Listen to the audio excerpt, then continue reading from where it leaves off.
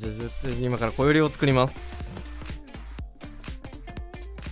小よりの作り方とかある？じゃあ小より作ります。はい、とりあえず今ティッシュを1枚取りました。ちょっとティッシュをじゃあね、ひし形に折りたたもうと思ったんですけど、このティッシュ正方形じゃないんで、そもそもティッシュって正方形じゃないか。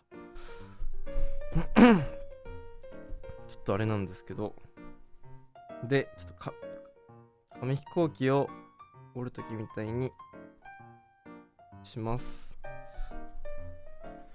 で、この辺を、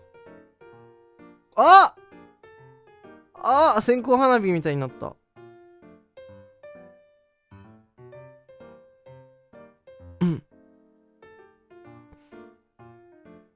うまいかもしれない。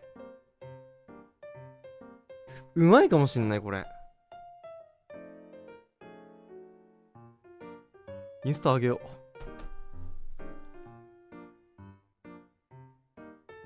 う。俺、小より職人目指せるな。ガチで。ちょっと待って。右と左どっちがいいとかある？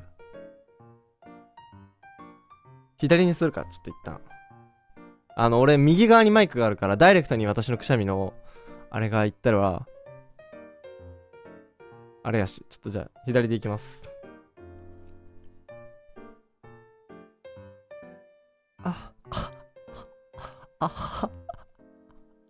ちょっと待って。なんか、こしょばいけど奥までいかん。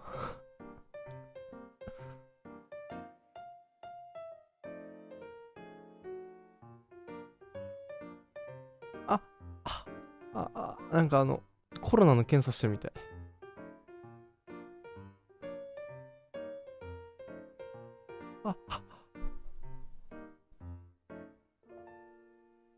待って、奥まで行き過ぎちゃう。ちょっと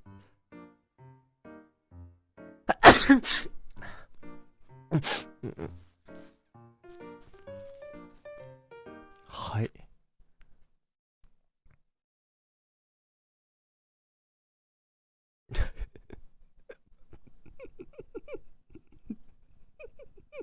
いや、